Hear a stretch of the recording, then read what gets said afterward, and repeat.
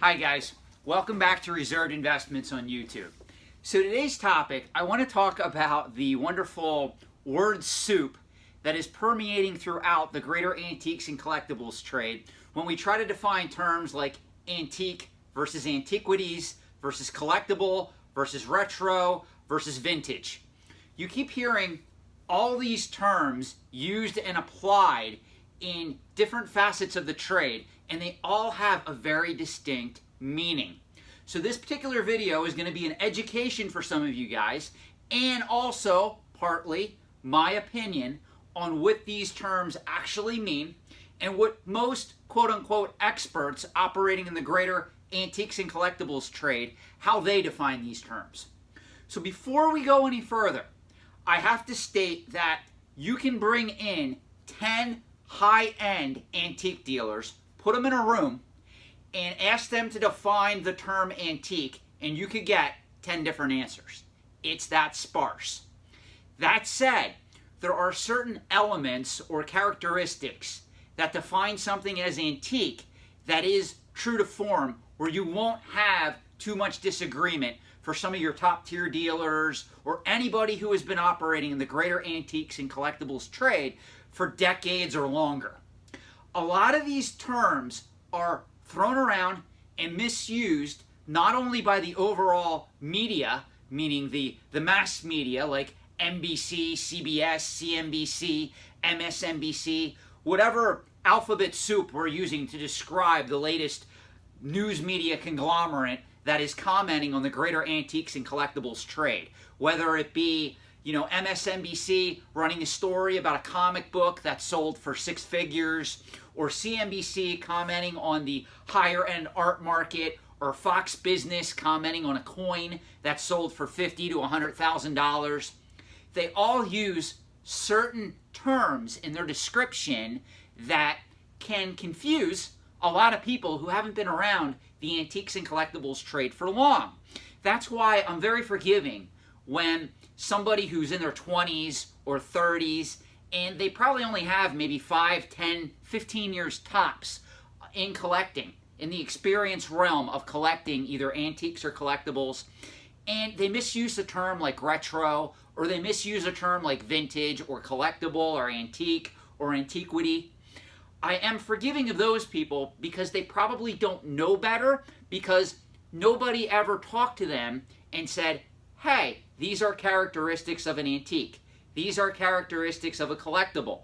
These are characteristics of an antiquity, and what the difference is.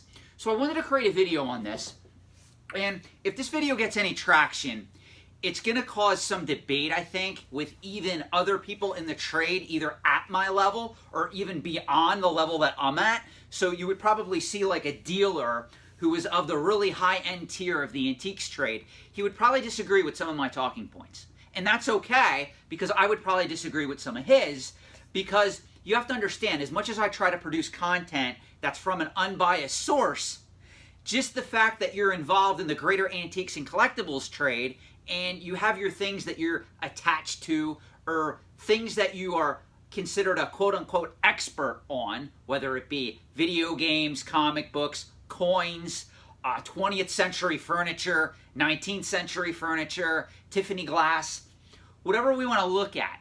There's certain people that really covet those items and have been highly trained to evaluate and analyze not only the items in question, but also the markets that those items sell into. So those people may disagree with some of my findings, just like I would disagree with some of theirs. Harry Rinker, he's a collectibles expert. He once said that a collectible, obviously, due to its nature, the time frame of how you define a collectible is going to change, because one of the things that he said was at one point, and this is going back probably 10 years or so, he said that a collectible is defined as something that has collector interest that was made before 1980. Well, today I don't agree with that definition, because that was written 10 years ago, and the greater antiques and collectibles trade has moved on from that standpoint. So what I'm getting at before I even start this video is that some of these definitions are fluid. They're not concrete. Meaning another 10 years, we can come back and visit this topic, and some of these definitions may change. They're not going to change much, Some would change more than others. Pretty much the basic definitions of antique and antiquities isn't going to change that much over time, as you're going to see when I get to talking about those items. But stuff like what defines vintage or what defines collectible, that's more up in the air because it's congruent to the time frame you're talking about, relevant to the time frame you're in. So if I start talking about something that came out in the 1980s, let's use vintage Star Wars figures. That can be considered vintage right now because I'm talking about something that came out 30, 40 years ago in the past. Well, to somebody in 2060 as opposed to 2019, if we're using the term vintage for something that came out in the 1980s, would that be an appropriate term? Would something else fit? So let's get right to the video and let's talk about this. The first category I'm going to define, and I think this is the easiest category to define across the board, is a definition of antiquities. And no, I'm not referring to, I know I have a lot of pop culture guys like myself that watch this channel. I'm not talking to an expansion set related to Magic the Gathering. Little humor there. Antiquities in this particular definition is a facet of the greater antiques and collectibles trade that generally refers to an item that was produced in the ancient past, especially the period before the Middle Ages. That is one definition. Another definition of an antiquity is pretty much something of the ancient prehistoric past. So it can be, usually when we're referring to antiquities, we're referring to stuff like Native American artifacts. Those of you that watched the video I did on organic collectability versus mass-produced scarcity, I showed you some pieces of my collection that were kind of lower value, though, of Native American artifacts. Those items, because they're pretty much from the dawn of man, those items would be considered antiquities. So if I were supposed to take those items and put them in a category in the greater antiques and collectibles trade, it would be antiquities. That's exactly where it would fit into. The same thing is true for you guys that collect, like right now is really big in the coin collecting realm, is ancient coins from like the Roman era, the Greek era, Julius Caesar, those time periods. That's very popular right now. That actually is a subset of the antiquities collecting market. Now, I'm not going to go in depth in the antiquities on this particular video because I know a lot of my viewers would get bored and would not be interested in it. But I will say this. If you are attempting to get into that subset of the market where you're dealing with items or even medieval weaponry from the like 1500s and earlier, stuff of those items, you have to be very careful what you're buying because there's a lot of fakes out there. There's a lot of people that take advantage of a lot of newbie collectors that go into that realm. You really have to know what you're doing. When I go into that market, I will not even appraise items in that market without other experts with me. So one of the things that I want to warn you guys, if you do take something that's considered an antiquity and you go to a so-called expert, be sure that he is really an expert in that subject matter. Because even someone like me, with all I know in the greater antiques and collectibles trade, if you bring me something from the Roman or Greek or Egyptian era, and you want me to appraise it for you, well, I got news for you. I'm calling in about 4 experts, and I want their opinion as well as mine. And I'm going to be very honest, I would not place much relevance on my opinion. It would be more so the experts, the guys that work with this stuff at museums, the Smithsonian, other aspects of the trade who deal with a lot of stuff from prehistoric times, okay?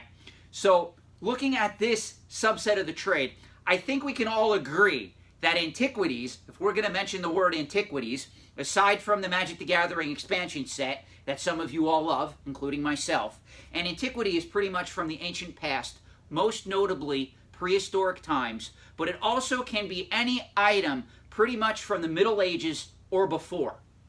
That's the best way to define antiquities. So this brings us to the word antique.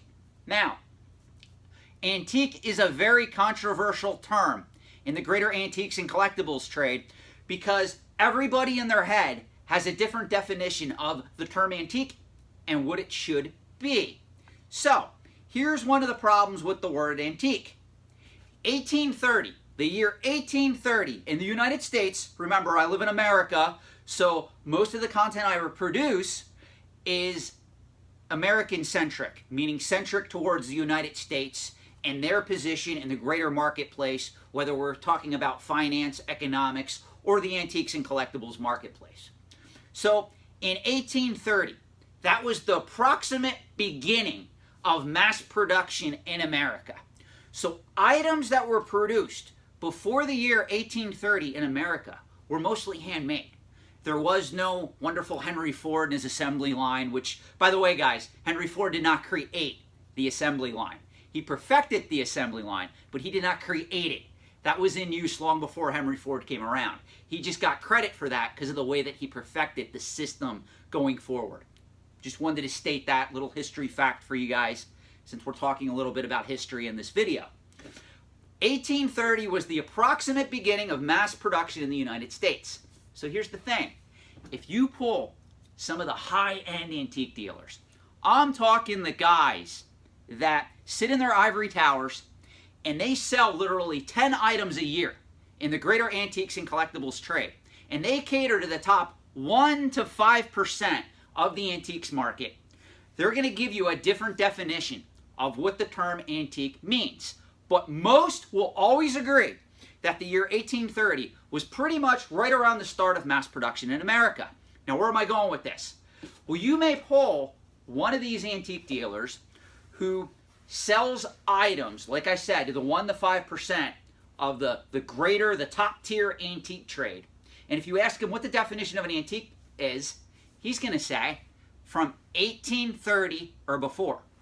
Now, we can go to another high-end dealer in the greater antiques trade, and we could say, excuse me, sir, or ma'am, what is the definition of antique? And he may look at you, and he may say, well, son, that's very easy. Definition of an antique is anything 100 years or older. Now, where did that time frame come from? Why do we consider certain antiques, with most people agree with this definition, that all is what an antique is an item 100 years or older? Where did this come from? Well, I'm going to tell you. In 1930, the Smoot-Hawley Tariff Act was enacted. And in 1930, they defined antiques as items being 100 years of age or older. This was even enforced by the United States Customs Department at the time. That's where we get the modern era definition that an antique is 100 years of age or older. And anything, like if we talk about something that's 80 or 90 years old, that's not antique. I'm going to get to that definition in a minute. Now, what does this mean? Well, depending on what subset of the definition you agree with, whether you're one of the snooty ivory tower people that claim that, well, an antique really was made before 1830, before modern mass production hit the United States, or if you're one of the more centrists who do agree to the definition of an antique is 100 years of age or older, one thing is true. If it's less than 100 years of age, it is not on average an antique. If somebody tells you something that was produced 90 or 80 years ago is an antique, it is not. In another 10 to 20 years, it'll be an antique. But right now, in this time frame, it would not be considered an antique. So, we have to bring up one more important fact that I want to squeeze into this video before we get to collectible, retro, and vintage. A lot of people make the assumption that because something is 100 years of age or older, it's automatically valuable. That is completely false.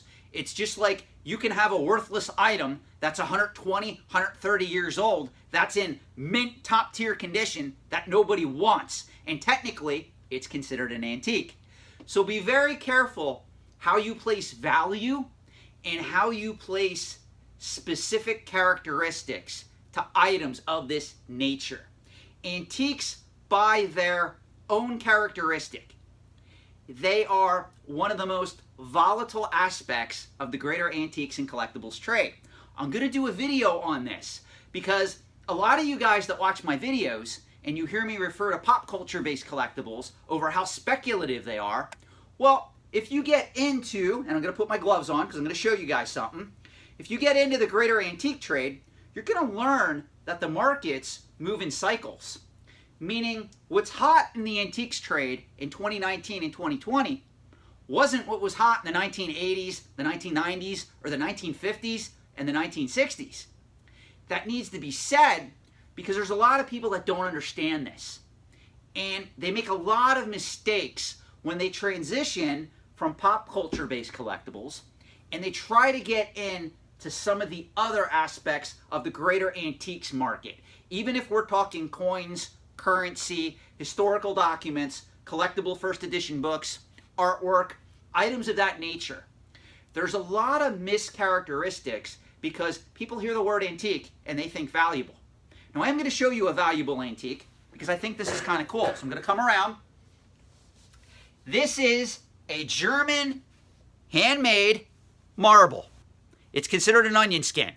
This is handmade, okay? Most people don't realize the amount of skill needed to make an object like this. Now you're going to ask, and I know you're going to ask, well, Sean, how much is this worth?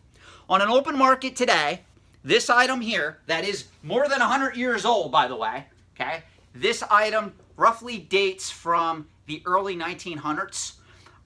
Some people will say that this is from the late 1800s. It's possible. I don't know the exact date of manufacture because, again, this was handmade. This is worth anywhere from $600 to $1,000 on a good day. So this is also in near mint condition.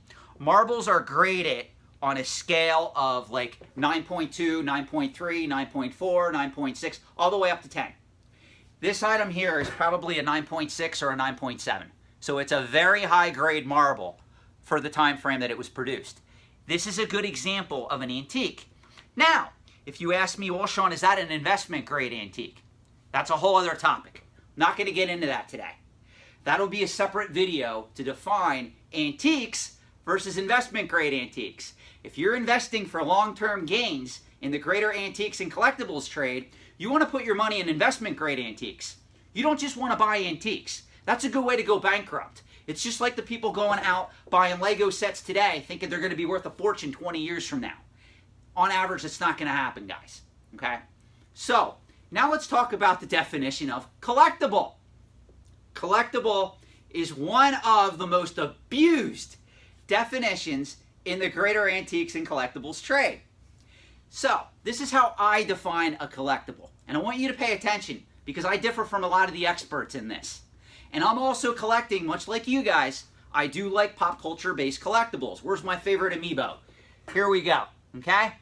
I define a collectible as an item that is worth more than what it originally sold for because of its popularity and or perceived rarity. Now, why did I use the term perceived rarity? Because as I've said before, very few, matter of fact, almost none mass-produced collectibles should ever be considered quote-unquote rare. I did a whole video on rare. I'm not going to repeat my definition here. You can watch that video. But an item like this is not rare. An item like this, however, can be both speculative and collectible. Let me give you an example. If this item, you could go to Walmart right now and you could buy it for $15.99. And let's say that they made a lot of these because I know right now this is trending for $30 to $40 on Amazon. So let's suppose any other amiibo, do I have an example? I don't have an example behind me. Any other amiibo that you could pull right off the store shelf is considered speculative because we don't know its long-term value. There's no price history. It just came out. We have no idea what it's going to do 5 to 10 years down the line. So it is a speculative item. An item like this, however, is collectible only because right now, due to Nintendo's artificial scarcity or manufactured scarcity, which I've talked about in depth on this channel because I think it's stupid, this item now, because it's selling for $30 to $40 on Amazon and it's sold originally for $15.99, this is collectible, believe it or not. Now, does that mean I think that you should collect this item?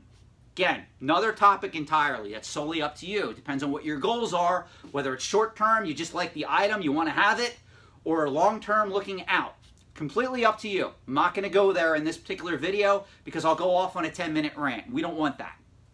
So, let's look at other things that are considered collectible. And you already see the one thing that I'm going to be going after that's kind of new for this video. Those of you that watch my videos, you could see the Coke tray, Coca-Cola tray sitting in front of you. And I'm going to go over this with you. This is a quote-unquote collectible Coca-Cola advertising item that was put out, I want to say, either late 40s or 50s. I think this is from the 1950s. Yeah, I'm a little rusty, and I know if you look up there on the shelf, I have a Coca-Cola guide that I could just page through and see what year this typically did come out. But I want to say the 1950s, 1940s or 1950s. This item is considered collectible, guys. It's not an antique, and it shouldn't be considered any other definition other than collectible. It's a collectible item. Now, I know what some of you are going to say. Sean, how much is this worth? In today's dollars, 2019 we're talking, this item is in near mint condition or better. I would rate this as a solid near mint plus, okay? This item has a value of anywhere from $200 to $400 on the secondary market. One of the things about Coca-Cola collectibles is some of the trays are not as valuable as you might think compared to other aspects of Coca-Cola advertising from the same time period. So if we go back to the 1950s, if this was a sign, and I'm looking over there on the wall, I wish I could turn the camera and show you guys. In an upcoming video, I will. I have a Coke sign over there from the 1950s and 60s. The sign I'm pointing to is worth about $600. If this was a sign, it would be worth a lot more. The Coca-Cola tray collecting aspect of the market is a little bit weak right now, unless if you go back to the 1900s, the 1920s, that particular coveted era. In Coca-Cola collecting, these become much more valuable. A lot of people save these items. That's why they're not hard to find. So if you were to buy this for $200 to $400, do I consider it a good investment? Well, it depends what we're comparing it to.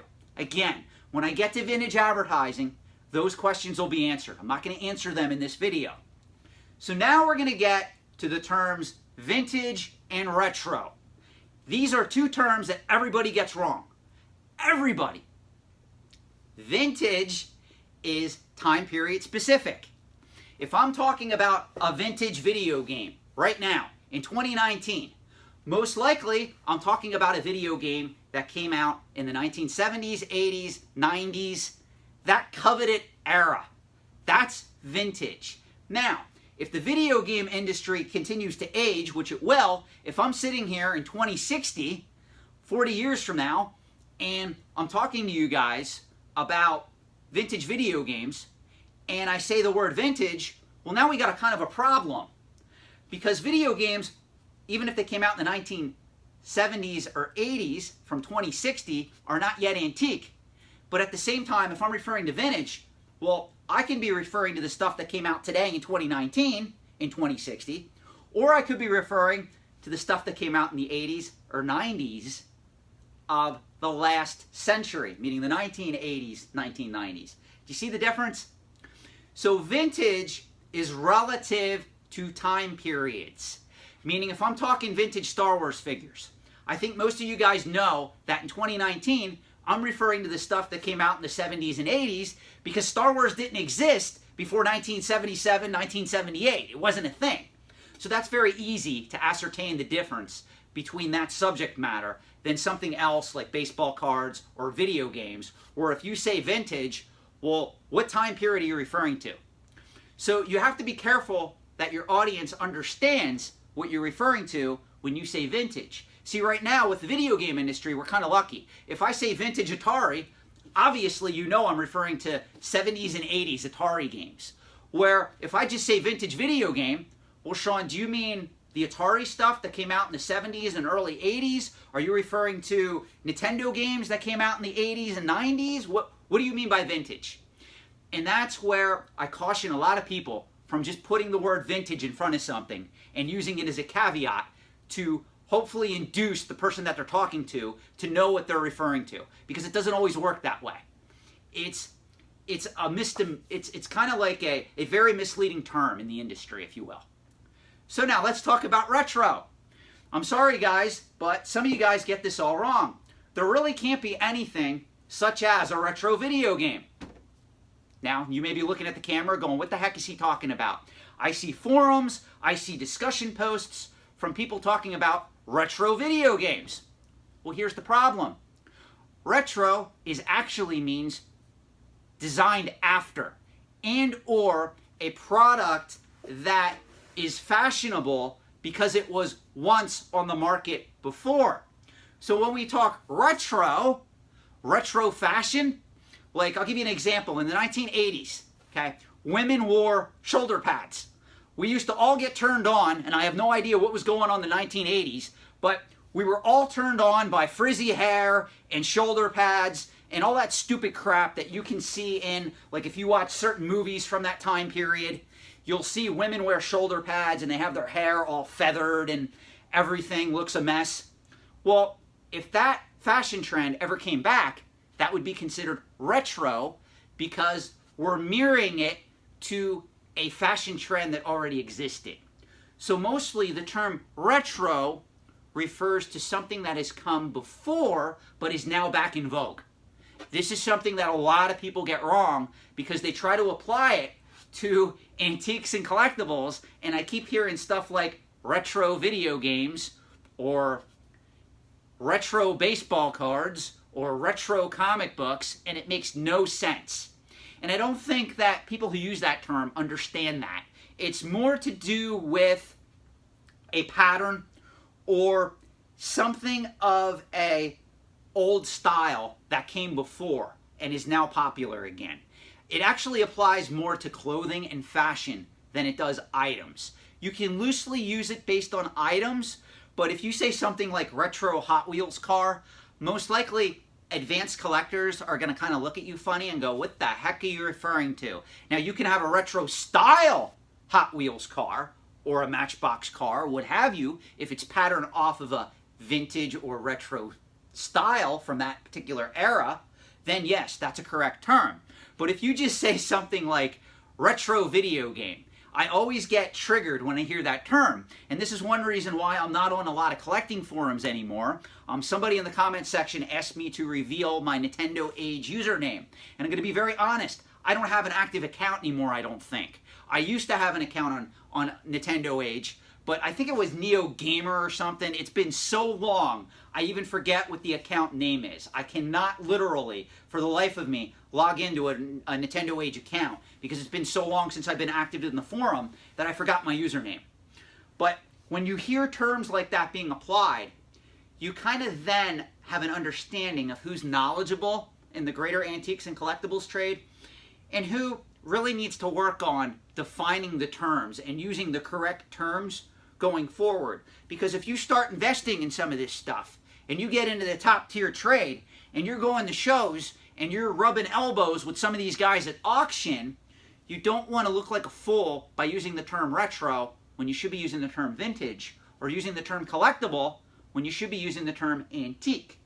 And I know that this seems like a very minuscule thing to pick on people over, but it does matter, guys.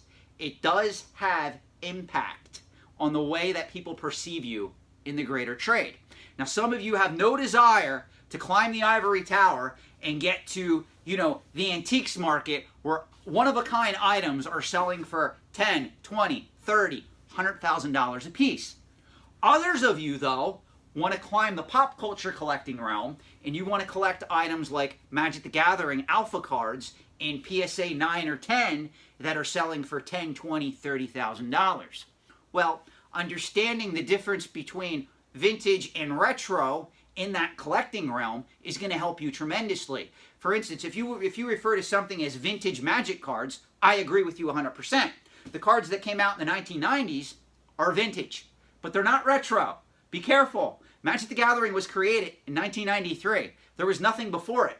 So if you use the term retro to describe something that came out in 1995 that has to do with Magic the Gathering, it's incorrect because there would have to be something that came before it in that same collecting realm earlier than 1995, which really isn't factual because the cards that came out in 1993 are just as vintage as the cards that came out in 1995. Remember, vintage is period specific. So if you say vintage, It doesn't matter whether you're referring to Magic the Gathering cards that came out in 93, 94, 95, 96. Most people would forgive you for using the term vintage in that sense for anything from the year 2000 or reverse, meaning back. So 1993 to 2000 is how I would define vintage Magic the Gathering. It also correlates to the reserve list in a manner of speaking, meaning when the reserve list was enacted to when it was finally decommissioned, so to say, meaning no new cards would be added to the reserve list after a set period of time. That to me is the coveted vintage era of Magic the Gathering. So, this video is going on 30 minutes and it's almost going to be the longest video on this channel. I do hope you got something out of this. If you did not get anything out of this video, please let me know in the comments section. I value all feedback. Really, I take it very seriously. As long as your comments are done in a respectful manner, I will read them. I will occasionally respond. If you do want to subscribe to this channel, I do a lot of analysis of the greater antiques and collectibles trade through this channel. I talk a lot about financial investing in greater antiques and collectibles and antiquities compared to financial assets, stocks, bonds, real estate, other items of interest. If that interests you at all, please consider subscribing. Thanks, guys, and have a great day.